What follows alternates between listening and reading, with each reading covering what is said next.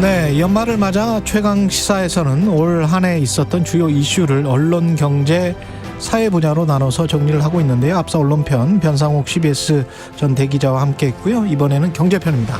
서강대학교 경제대학원의 김영익 교수 나와 계십니다. 안녕하십니까, 교수님? 네, 안녕하십니까? 예. 이제 물가 이야기로부터 시작을 해야 될 것 같은데 올 한 해 정리를 하려면 뭐 물가겠죠. 물가는 많이 올랐죠. 예, 예. 올 뭐 내내 인플레이션 금리 인상이었었는데요. 올해 우리 소비자 물가가 11월까지 5.1% 상승했습니다. 5.1%. 이 5.1% 의미가 뭐냐면은 우리 소비자 물가가 1998년에 7.5% 예, 그때 이후로 최고치 기록했고요. 예. 예, 그다음에 지난 10년 평균 소비자 물가 상승률이 연평균 1.3%였습니다. 그렇죠. 예. 정말 물가가 안정됐었는데요. 그런데 올해 물가가 5.1% 올랐다니까 정말 물가가 많이 오른 거죠. 예. 물가가 많이 오르면 사실은 우리가 경제 고통 지수라고 해가지고 고통이 증가할 수밖에 없는 거잖아요. 그죠? 예. 예. 그래서 물가가 오르니까 당장 금리가 오르고요. 예. 돈을 빌려 쓰신 분들이 참 어려웠었습니다. 그렇죠. 예. 그래서 뭐 방금 전에 뭐 3분기 한국은행 데이터들이 발표가 됐는데요. 예. 총 부채 원리금 상환 부담 비율이 60%까지 올라갔다는 겁니다. 원리금 상환 비율이 예, 60%. 우리 소득을 한 달에 100만 원 벌면은 60만 원을 지금 원리금 이자 갖고 원금 상환하는 데까지 뭐 써야 된다. 야, 이거는 정말 심각하네. 예. 그러면 40만 원밖에 안 남는다는 거 아니에요? 그렇죠. 그러니까 소비할 여력이 없어지고요. 또 물가가 오르다 보니까 우리가 임금은 연초에는 한번 올리지 않습니까? 예. 올해 실질 소득이 감소한 거예요. 그렇죠. 그래서 지난 3분기 통계 보면 우리 가구의 실질 소득이 감소했거든요. 그래서 금리 부담이 올라가지고 소비할 능력이 줄어들고 예. 또 물가 오르다 보니까 실질 구매력이 떨어져가지고 소비가 감소할 수밖에 없는 상황입니다. 그러네요. 이게 문제가 뭐냐면요. 올해 우리 경제가 한 2.6% 상승하는데 기여했던 게 소비였거든요. 지금 기업들 투자 계속 안 되고 있습니다. 그렇죠. 수출도 감소하고 있는데요. 소비가 그나마 증가하면서 뭐 코로나 규제 완화되고 좀 나가다니면서 소비가 증가하면서 올해 2.6% 성장한 거거든요. 예. 예, 그런데 이런 통계를 보니까 앞으로 소비가 많이 줄어들 수밖에 없겠구나. 경제 성장도 낮아질 수밖에 없구나. 이런 전망을 해볼 수가 있는 것이죠. 예. 경제가 뭐 양 측면이 있기 때문에 물가 오름세가 만약에 주춤해지면 예. 그러면 소비가 조금 좀 살아날 수 있습니까? 어떻게 보십니까? 예. 물가가 하락하면 이제 예. 금리도 더 이상 안 오르죠. 네. 예. 그런데 물가가 이제 정점은 친 것 같은데요. 떨어지는 속도가 얼마나 될 것인가. 속도의 문제군요. 예. 또. 예. 예. 그래서 올해 5.1% 상승했는데 내년에는 뭐 3% 초중반까지는 좀 떨어질 것 같습니다. 그 정부 예측도 지금 3.6%인가 그렇잖아요. 예. 그렇죠? 그 정도 되는데요. 뭐 제가 보기에는 그보다는 좀 낮아질 것 같습니다. 왜냐하면 앞서 말씀드렸습니다만 수요가 많이 위축되기 때문입니다. 예. 물가라는 게 수요 측면, 공급 측면. 그렇죠. 양 측면에서 작용이 되는데요. 예. 뭐 공급 측면에서 원자재 가격이 좀 떨어졌거든요. 예, 그리고 수요 측면 소비가 줄어드니까 그렇지. 예, 물가 상승률이 좀 낮아질 수는 있습니다. 이자 갚느라고 쓸 돈이 없으면 소비가 줄어들 수밖에 없고 그러면 수요가 줄어드는 거죠. 예, 그래서 뭐 공급 측면보다는 내년에는 수요가 위축되면서 우리나라뿐만 아니라 전 세계적으로 뭐 내년에 그 경기 침체가 온다 이런 전망들이 많이 나오고 있습니다만은 사실 올해 그 전 세계 경제의 화두는 인플레이션 금리 상승이었거든요. 그렇죠. 예, 그런데 내년에는 좀 물가 상승률은 좀 낮아지겠지만은 경기 침체, 그렇죠. 경기 침체가 오면 수요가 줄어들어 가지고 물가 상승 좀 낮아질 수밖에 없는 것 같습니다. 그 올해의 화두는 물가 상승, 인플레이션이면 2023년의 화두는 경기 침체인가요? 예, 그렇습니다. 뭐 지금부터 많은 그 전망들이 나오고 있습니다만 예. 내년 경제 성장률 전망치를 다 낮추고 있거든요. 뭐 IMF마저도 뭐 분기별로 경제 전망을 수정하는데요. 예. 뭐 다음 달 초 신년 초에 또 수정 전망을 하는데 당초 10월에는 올해 세계 경제 성장이 한 2.7% 될 것이다. 예. 그런데 최근 뭐 여러 가지 언론 보도들 보면 한 2% 이하로 낮출 것이다. 이렇게 전 세계적으로 소비가 위축되면서 수요가 예. 위축되고 그래서 뭐 내년 초부터 경기 침체 이런 이야기가 좀 많이 나올 것 같습니다. 늑대 피하니까 뭐 호랑이 만난다고 뭐 그런 식이네요. 예, 그렇습니다. 사실 뭐 물가 때문에 어쩔 수 없이 금리를 인상할 수밖에 없는데요. 뭐 금리를 인상하면은 앞서 말씀드린 것처럼 소비가 줄어들 수밖에 없고요. 예. 또 자산 가격도 떨어지고 있지 않습니까? 그렇죠. 그래서 주가 많이 떨어지고 최근에 집값마저 떨어지고 있어요. 예. 주가가 집값이 떨어지면 흔히들 여기에 부효과라고 그래가지고 예. 우리가 저 가난해지게 되거든요. 그래서 소비를 줄이게 되죠. 예. 그래서 실물 경제에 좀 들어가기 전에 실물 경제를 좀 깊이 들어가기 전에 금융시장하고 환율부터 좀 점검을 하고 들어가야 될 것 같아요. 예. 환율은 그때 이제 김영익 교수님 말씀하신 대로 예. 연말에 조금 안정되긴 했습니다. 예. 내년에는 어떻게 될까요? 뭐 연초에 조금 반등은 할 것 같은데요. 예. 우리 원달러 환율이 1,430원까지 갔다가 최근 뭐 1,280원 정도까지 떨어졌거든요. 예. 예, 저는 뭐 1,430원에서 이미 고점은 찍었다. 예. 예. 예, 그 가장 중요한 이유가 사실 우리 원달러 환율은 미 달러로 결정되지 않습니까? 예. 달러 가치가 요새 많이 떨어지고 있어요. 예, 달러 지수라고 그러는데 뭐 선진국 통화에 대해서 지난 10월 달에 달러 지수가 115였었어요. 예, 그런데 최근 104까지 떨어졌거든요. 달러 지수가 한 10% 정도 떨어진 겁니다. 예. 예, 그러면 달러 지수가 왜 이렇게 떨어지느냐. 예, 그거는 미 연준이 앞으로 금리를 별로 인상 못할 것이다. 사실 그 돈이라는 게 눈이 있어가지고요. 예. 올해 달러 지수가 달러 가치가 많이 올랐던 거는 돈이라는 게 눈이 있어가지고 미국이 급격하게 금리를 인상하니까 그렇죠. 미국 쪽으로 돈이 몰려들 것이다. 예, 그런데 달러 지수가 115에서 104로 떨어졌다는 것은 앞으로 미국이 금리를 많이 못 올릴 것이다. 예, 그다음에 미 국채 수익률도 10년짜리가 한 4.2%까지 가다가 예, 최근에 뭐 3.5%까지 하락적도 있거든요.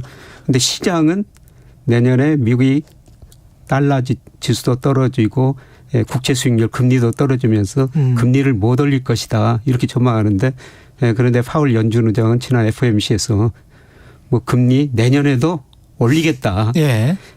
4.5%인데 상한선이 뭐 5.1%까지 올리겠다 이런 전망을 했습니다만은 지금 시장하고 연준 생각은 많이 다릅니다. 그러네요. 예. 네, 그런데 이제 두고 봐야 할 텐데요. 시장이 똑똑한가? 연준 위원들, 파월 의장 등 연준 위원들이 똑똑한가?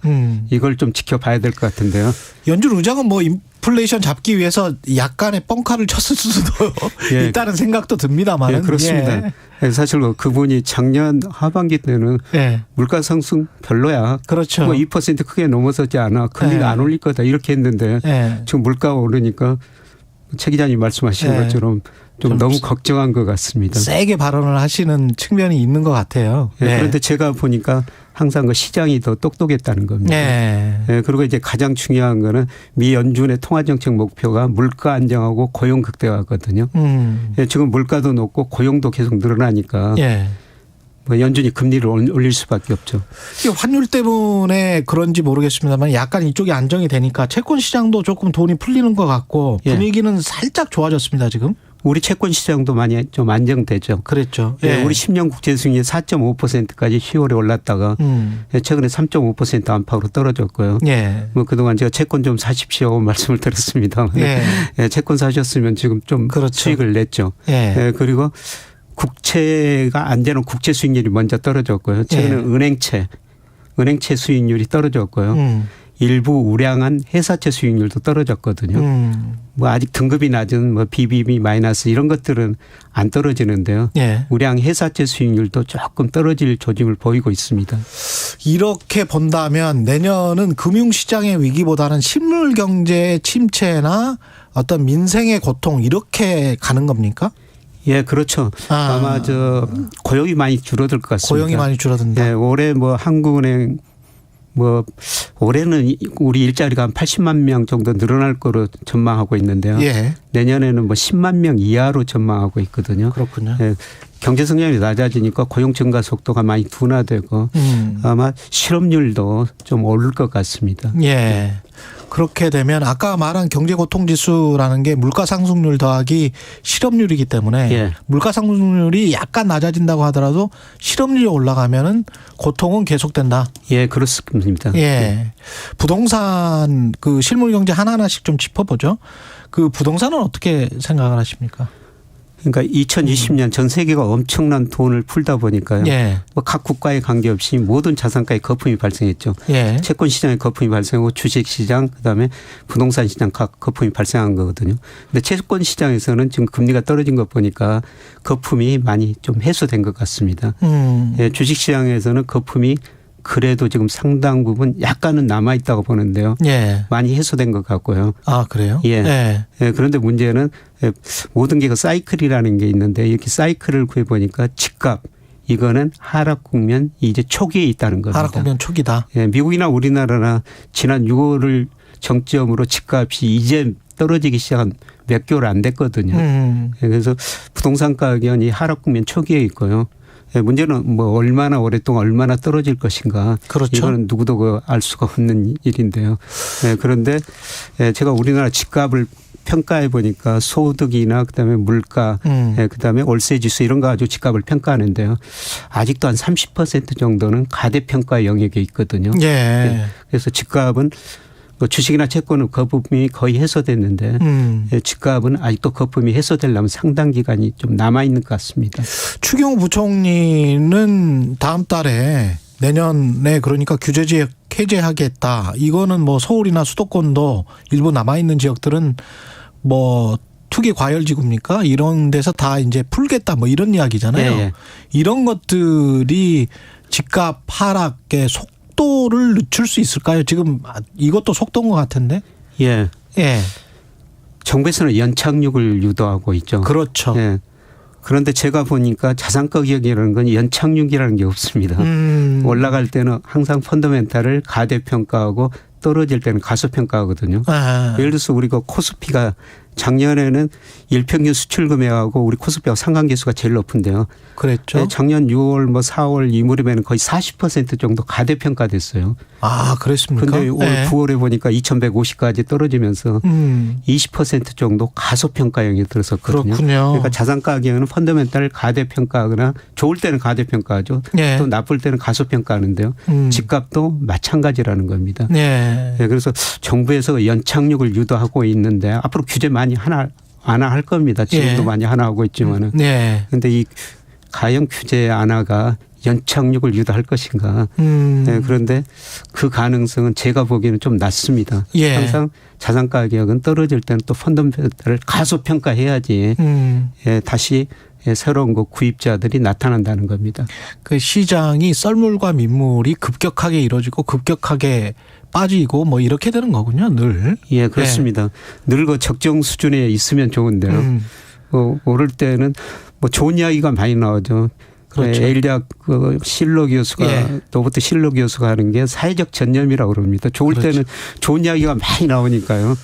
예, 거기에 같이 편승해 가지고 기대 가격이 심리가 더 또 오르고. 있으니까. 요새는 그 떨어진다고 그러니까 다들 좀 두려워하고 있거든요. 그 뭐 저 잠재적 매수자 입장에서는 또 역 기대 심리가 있겠죠. 더 예. 떨어지면은 그때 가서 사야 되겠지. 예, 뭐 예. 이런 게 있겠죠. 또. 예. 예. 그래서 이제 거래가 안 되면서 가격은 하락폭이 더 깊어지는 것이죠. 그러니까 사람들은 오를 때는 또 막상 못 사고 예.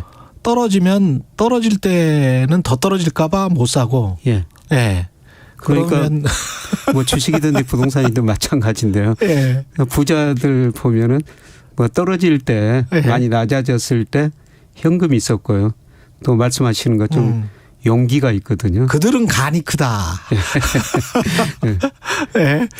돈이 많아서 간이 큰지 원래 간이 컸는지는 잘 모르겠습니다만은 대부분은 이거를 그러니까 리스크를 감당할 수 있는 마음 자세 같은 거잖아요, 사실은. 그렇죠. 예. 그러니까 우리가 뭐 주식 투자든지 부동산은 저는 투자에서는 수단으로는 별로 바람직하지 않다고 생각합니다. 그렇죠. 예. 하여튼 우리가 투자할 때는 늘 관리하는 게 적절한 거 수익률하고 적절한 리스크 관리거든요. 이게 때로는 그 리스크를 더 강조할 때도 있고 어떤 때는 수익률을 강조할 때도 있어요. 예. 예, 그런데 제가 주식시장의 한정에서는 작년에는 지나치게 주가가 가대평가돼 있기 때문에 리스크 관리를 좀 해 주십시오. 예. 이런 말씀을 드렸는데 지금 주가는 제가 보기에는 여러 가지 경제 지표에서 서서히 조금 더 남아 있습니다. 가소평가 영역에 들어서고 있어요. 아. 예, 그래서 이런 시점에서는 저는 리스크보다는 이제 기회. 주식시장에서 수익률을 조금 더 추구해라. 예, 그런 시기가 저는 주식시장에서는 오고 있다 이렇게 보고 있는데요.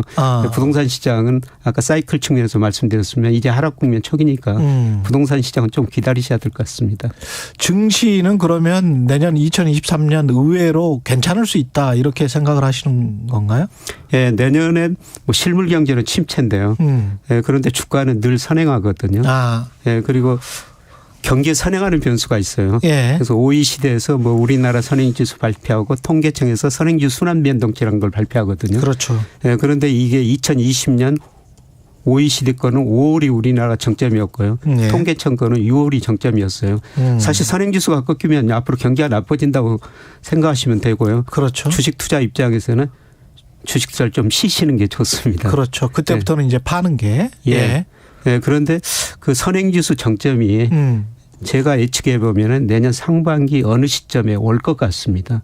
그래서 실물은 나쁘지만은 경기에 선행하는 지표들은 내년 상반기 아마 저점을 칠 것 같고요. 예. 이런 의미에서 뭐 주식 시장에서도 리스크보다는 수익률을 한번 생각해 볼 시점이 오고 있다. 이런 말씀을 드리는 겁니다. 변수가 외부 변수가 우크라이나 전쟁이 있는데 네. 젤렌스키 대통령이 미국 백악관 가고 국회 가서 연설해서 전쟁이 푸틴이 항복하지 않는 한 예. 쉽게 끝나지는 않을 것 같거든요. 계속 지원하겠다고 했으니까. 예.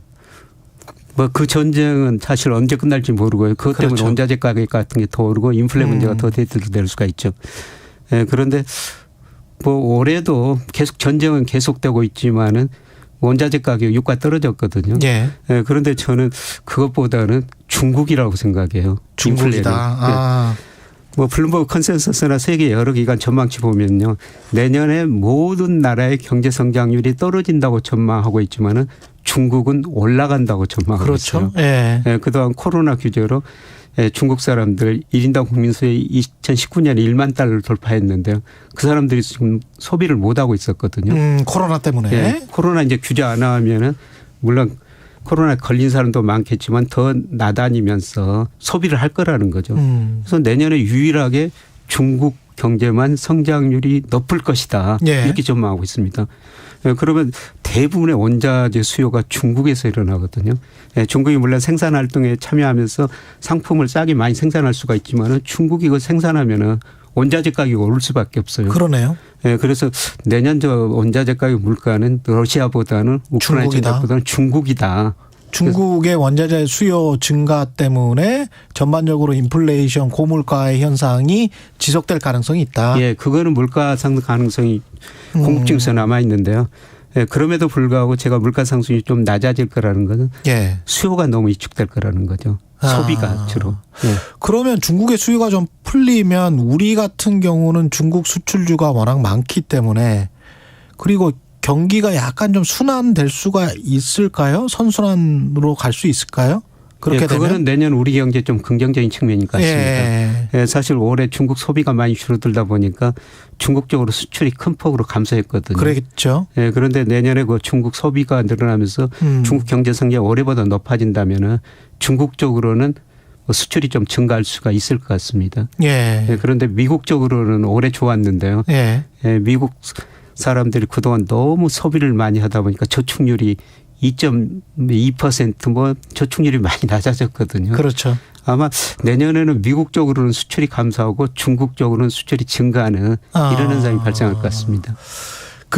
아까 이제 정부 정책 때문에 다주택자 뭐 과세 완화랄지 뭐 여러 가지가 있는데 그것 때문에 부동산 가격의 하락 국면이 멈출 것 같지는 않다 이런 말씀을 하셨는데 마찬가지로 법인세 같은 경우도 법인세를 좀 인하를 해주기는 했습니다만 이게 그 투자 촉진 요인이 돼서 고용을 증가시키고 뭐 바로 이게 시장에 영향을 미치고 이렇게 되는 거는 힘들까요?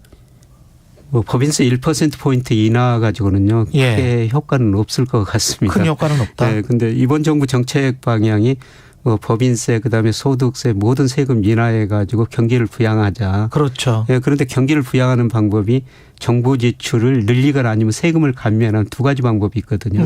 그런데 이번 정부 정책 방향은 세금을 줄이면서 소비 투자를 늘려보자. 예, 그런데 이렇게 경기가 나쁠 때는 사실 세금 인하해도 우리가 좀 미래가 불확실하면 소비 안 늘리고 기업도 투자 안 늘리거든요. 투자 안 늘리거든요. 예. 그리고 지출 측면에서 늘리는 게 단기적으로는 좀 효과가 더 있을 것 같은데요. 차라리 정부가 강제적으로 확실하게 지출을 하는 게 나을 수 있다. 예. 예, 그런데 이번 정부 정책 방향은 그런 건데요. 예, 그런데 우리 기업들이 지금 설비 투자 예. 안 하고 있거든요. 올해 감소세입니다. 그렇죠. 예, 그리고 내년 뭐 정부 전망이나 한국은행 전망 보면은 내년에도 설비 투자가 감소한다는 겁니다. 그렇죠. 뭐 저도 대기업 관련 일도 좀 해봤습니다만은 예, 기업들 투자 형태 보니까요. 뭐 세금보다는 미래의 기대 수익률이 있을 것이다. 그렇죠. 높다. 그러면은 뭐 규제나 세금에 관계없이 투자를 합니다. 그런데 우리 기업들이 지난 6월 말 현재 한국은행 자금순환표 보면 941조 정도 현금성 자산을 가지고 있거든요. 그렇습니다. 예. 중소기업은 굉장히 어려운데 대기업들은 지금 현금 그렇게 가지고 있다는 겁니다. 그런데 우리 기업들이 그렇게 현금을 많이 가지고 있다는 거는 미래가 불확실하기 때문에 투자를 지금 안 하고 있다는 겁니다. 그 투자를 하려면 사실은 공장 부지를 먼저 사야 되고 기계류를 들여와야 되는데 예. 그것도 그렇게 뭐 없더라고요. 그렇습니다. 예. 최근에 뭐 기계 수주 같은 것도 선행지표인데요. 예. 거의 뭐 감소세거든요. 그렇죠. 예. 그래서 예. 기업들 심리가 개선돼야지 앞으로 뭐 투자가 늘어날 것 같습니다. 그런데 한국은행에서 기업 심리라는 걸 발표하는데 BSI라는 걸 그렇죠. 발표하는데 예. 그동안 대기업 수출 기업들은 상당히 올 상반기까지는 좋았거든요. 그런데 하반기에는 대기업 수출 기업 심리마저 급격하게 악화되고 있습니다. 그러네요. 예. 그만큼 기업들이 미래가 불확실하기 때문에 아직 투자할 때를 못 찾고 있는 것 같습니다. 투자할 때도 못 찾는데 고용을 확 늘리지는 분명히 않을 거란 말이죠. 그렇죠. 지금 현재 설비 가지고 그냥 운영을 한다는 이야기인데 투자를 안 한다는 거는 예. 그러면은 오히려 줄이면 줄이지. 특히 이런 것들이 금융시장에서 왜 증권사랄지 은행부터 나타나지 않습니까? 원래 좀 빠르잖아요. 그래서 화이트 칼라의 뭐 이카노미스트인가요? 화이트 칼라가 이번에는 이제 제대로 타격받는 경기 침체가 오는 게 아닌가. 화이트 칼라가 영향을 크게 받을 것이다. 이런 전망도 있던데. 예, 그렇습니다. 뭐 요새 증권 거래량이 많이 줄어드니까요. 예, 증권사를 또 어렵죠. 근데 제가 저 증권사 리서치센터장을 오래 했거든요. 리서치센터 오래 했는데 증권사가 어려우면 제일 먼저 줄이는 게 리서치센터입니다. 돈은 못 벌고 연구만 한다. 예, 연구만 하니까. 그렇죠. 예, 그런 상황이 펼쳐질 것 같고 여기에 가장 큰 성층권에 있는 이제 금리 이야기를 안 했는데 금리는 어떻게 될 것 같습니까? 예, 저는 뭐 금리는 시장금리 이미 정점을 쳤다. 아까 국채 수익률 10년짜리가 4.5%에서 최근 3.5%까지 떨어졌다. 은행채 떨어졌다. 예, 그리고 시장금리가 한국은행 기준금리에 선행하거든요. 예, 그리고 요새 은행들도 경쟁적으로 금리 인상을 하다가 요새는 인하 쪽으로 서서히 바뀌고 있습니다. 예, 저도 얼마 전에 저 은행에서 금리 5% 주길래 사실 은행 5% 금리는 우리 경제력 잠재 성장에 비해서 너무 높거든요. 그래서 5% 한번 가입을 해봤습니다. 그런데 최근에 좀 여윳돈이 생겨가지고 다시 한번 가입하려고 그 은행에 들어갔더니 없죠. 5%는 사라져 버렸습니다. 이제 4.7, 뭐 4.2 점점 낮아지는 추세로 지금 가고 있습니다. 야, 역시 돈은 빠르네요. 그렇습니다. 정말 빠르네. 실물 경제보다 훨씬 빠른 것 같고 그렇게 되면 내년에는 아마 요 정점이 얼마나 갈지는 모르겠지만 한 3.5 이 기준금리 상황에서 한 번 정도 더 올리고 그냥 쭉 가는 그런 상황일까요? 저는 뭐 한 번 정도 미국이 4.5%가 올렸으니까 그렇죠. 한 번 정도 내년 1월에 한번 올릴 것 같습니다. 그리고 금리 인상 마무리될 것이다. 마무리된다. 그거는 올 4분기부터 아까 소비 말씀드렸습니다만 소비, 투자, 수출 뭐 우리 GDP를 구성하는 요소들이 별로 안 좋거든요. 아마 올 4분기부터 우리 경제가 전분기 대비 마이너스 성장에 들어섰을 것 같습니다. 그래요. 이런 데이터들이 2월 말쯤 가면 발표가 되거든요. 마이너스 성장 들어가는데 금리 인상할 수 없고요. 그다음에 물가 상승률도 뭐 떨어지는 속도는 느리지만 이미 정점은 치고 낮아지는 추세로 접어들었거든요. 그럼 언제부터 내릴까요, 금리를? 금리는 저는 내년 빠르면 하반기쯤이라고 보고 있고요. 내년 하반기. 아마 내년 상반기까지 제가 보기에는 우리 경제가 마이너스 성장하리라고 보고 있습니다. 내년 하반기까지는 어떻게든 버텨봐야 되겠네. 예, 숨통이 약간 트일 수도 있을 것 같고. 그런데 아까 저 원리금 궁금해서 한 1분 정도밖에 안 남았는데요. 원리금을 지금 60% 정도를 내야 된다는 거 아니에요? 자기 소득에. 예. 그러면 정부가 할 수 있는 것이 원리금 분할 납부를 하는 은행에 예. 그런 사람들이 우리나라가 뭐 한 절반 정도도 안 될 것 같은데 예. 그거를 원리금 분할 납부나 이런 것들을 좀 또 숨통을 조여주면 완화시켜주면서 예. 그러면서 이자만 내라라는 그런 식으로 금융정책이 갈 가능성이 있겠네요. 예, 그런 식으로 좀 해야 될 것 같습니다. 예. 원금 상환 기간을 좀 더 확대해 가지고 그렇죠. 뭐 30년이면 일시적으로 한 50년까지 시간을 뭐 이런 계속 식으로. 버는 수밖에 없죠. 예, 예. 그냥 확실히 이게 경기 확장기하고 경기 수축기 때 정부가 이거 꼭 기억하셔야 됩니다. 예. 사실은 원리금 분할 상환을 꼭 생각을 하고 그 어떤 보수적으로 돈을 빌리셔야지. 예. 예.